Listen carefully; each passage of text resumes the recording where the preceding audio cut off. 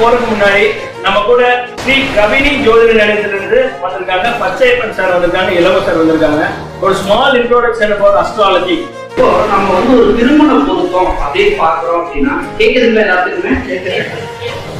திருமண பொருத்தம் இப்ப நம்ம பாக்குறோம் அப்படின்னா முதல்ல நம்ம எதையெல்லாம் பார்க்கணும். அதாவது ஒரு ராசி கட்ட பொருத்தம், தசவத பொருத்தம், விவாக சக்கரம், இந்த மூணு தான் மெயினா பார்க்கணும். இப்ப விவாக சக்கரம் மோஸ்ட்லி யாருமே பாக்குறது இல்லை. ராசி கட்ட பொருத்தமும் தசவத பொருத்தமும் மட்டும்தான் பாக்குறாங்க. இப்ப இந்த தசவத பொருத்தம் அப்படிங்கிறது இந்த நட்சத்திரம் இந்த நட்சத்திரத்துக்கு பொருந்துமா, பொருந்தும் நட்சத்திரங்கள் இந்த நட்சத்திரத்துக்கு எந்தெந்த நட்சத்திரம் பொருந்தும் அப்படின்னு நம்ம பார்த்து செக் பண்ணி எடுத்து அதை மட்டும் மேட்ச் பண்ணி பார்க்கறது தசவத பொருத்தம். அதையவே மட்டும் நம்ம முடிவா எடுத்துட்டு ஒரு திருமண பொருத்தத்தை நம்ம பிக்ஸ் பண்ணக்கூடாது. மெயினா இன்னொரு விஷயம் என்னன்னா, ராசி கட்ட பொருத்தமும் தசவத பொருத்தமும் கட்டாயமா நம்ம பார்க்கணும். இப்போ ஒரு ஜாதகம் ஒரு நட்சத்திர பொருத்தம் பொருந்துது, பட் பையனுக்கு தோசை இல்ல பொண்ணுக்கு தோசை இருக்கு, இல்ல பொண்ணுக்கு தோசை இல்ல பையனுக்கு தோசை இருக்கு அப்படின்னா நம்ம கட்டாயமா அந்த திருமணம் செய்யக்கூடாது. அது மாதிரி ராசி கட்டத்துல 6, 8, 12 சொல்லக்கூடிய முக்கிய பாவங்கள் நல்லபடியா இருக்கும். பகையோ அந்த மாதிரி எந்த தொந்தரவும் இல்லாம இருக்கும். 6, 8, 12 சரிங்களா, இது கட்டாயமா நல்லா இருக்கும். இது போக பாத்தீங்கன்னா தசாசந்திங்கிற ஒரு முக்கியமான விஷயம் இருக்கு. அதாவது கல்யாணம் பண்ணும்போது 1 மாசமோ 3 மாசமோ 1 வருஷமோ அந்த டைம்ல தசாசந்தி கட்டாயமா வரக்கூடாது. ஏன்னா தசாசந்தி வந்தது ஒரே திசை 2 பேருக்கும் மேட்ச் ஆகுது அப்படின்னா கண்டிப்பா அவங்க குடும்பத்துல நிறைய குழப்பங்கள் வர வாய்ப்பு இருக்கு. அப்போ ஒரு ஜாதகத்தை நம்ம முறையா பார்க்கும்போது தசவத பொருத்தம், ராசி கட்ட பொருத்தம், தசாசந்தி இருக்கா, அதே மாதிரி முக்கியமான 5 பொருத்தங்கள் சரிங்களா, தினம், கணம், யோனி, ரச்சு, ராசி பொருத்தம், அதுல முக்கியமான பொருத்தம் ரச்சு பொருத்தம், இது இருக்காங்கிறதெல்லாம் பார்த்துதான் ஒரு திருமண பொருத்தத்தை நம்ம முறையா முடிவு பண்ணணும் சரிங்களா.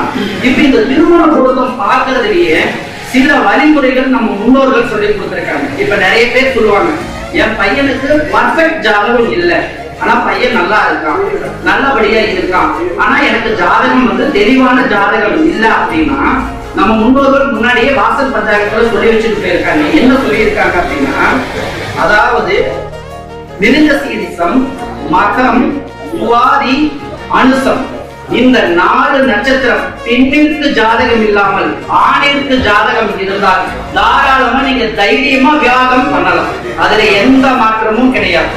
அதே மாதிரி ஒரு 2 ஜாதகமும் பொருத்தம் இல்லை, நிறைய கம்ப்ளைண்ட்ஸ் வருது. சார் நான் எவ்வளவு சொல்லி பார்த்தேன், எனக்கு இந்த பையனை புடிச்சிருக்கு, பட் என் பொண்ணுக்கு இந்த பையனுடைய ஜாதகம் பொருந்தவே மாட்டேங்குது சார், நானே எவ்வளவு அஸ்ட்ராலஜர்கிட்ட கேட்டுட்டேன் பொருந்தவே மாட்டேங்குது, ஆனா கல்யாணம் பண்ணியாகணும் ஒத்த கால நிக்கிறாங்க, என்ன பண்ணணும் எனக்கு தெரியல அப்படின்னாங்க.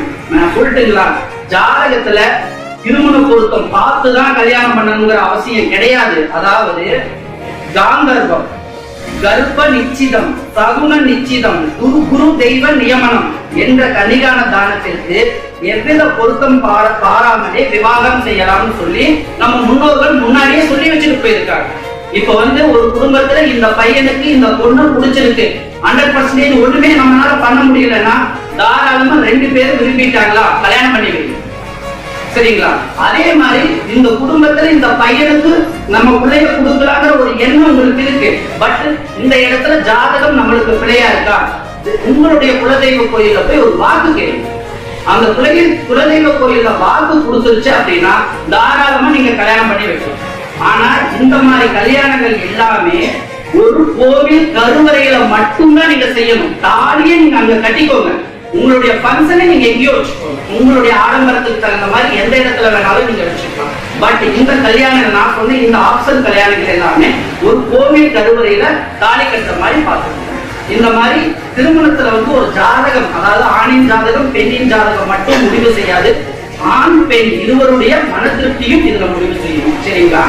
இது போக திருமணம் ஆனதுக்கு அப்புறம் முடிஞ்ச அளவுக்கு ஒரு குழந்தைய அவங்கள உருவாக்குற அளவுக்கு பெரியவங்க நீங்க எடுத்து சொல்லணும். ஏன்னா ஒருத்தர் 1 வருஷம் 2 வருஷம் 3 வருஷம் தடை போடுவாங்க. அந்த தடையை போடாம இருக்கிறது ரொம்ப நல்லது. அதுக்கான ரீசன் நான் சொல்றேன்.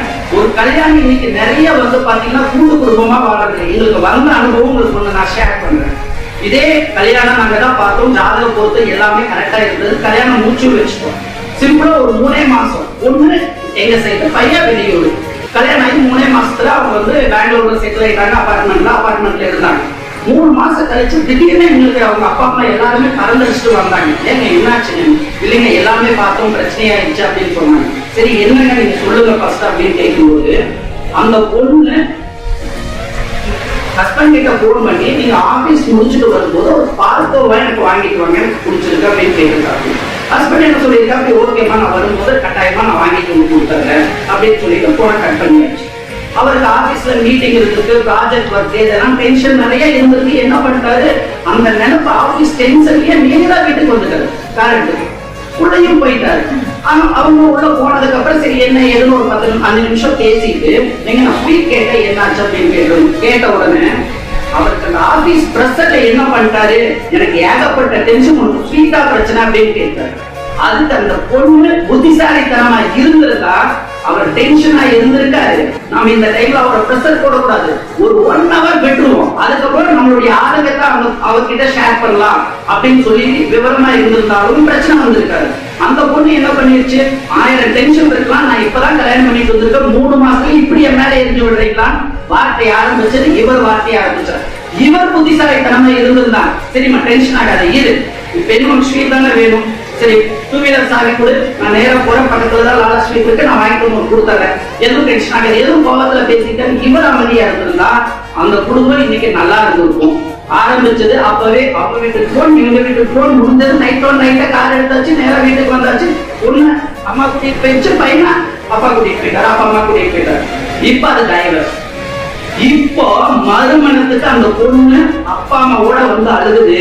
அன்னைக்கு நான் 1 செகண்ட் பொறுமையா இருந்திருந்தேன்னா என் வீட்டுக்காரர் 3 மாசத்துல என்ன அவ்வளவு தங்கமா வச்சுட்டாரு, இன்னைக்கு என் வாழ்க்கையே போச்சு அப்படின்னு சொல்லி ரொம்ப ஃபீல் பண்றாங்க. இது ஒரு உதாரணம், எங்களுக்கு இந்த மாதிரி ஏகப்பட்ட உதாரணம். இன்னைக்கு ஈகோஸ்டம் 2 பேர்த்துக்குமே ரொம்ப அதிகமா இருக்கு.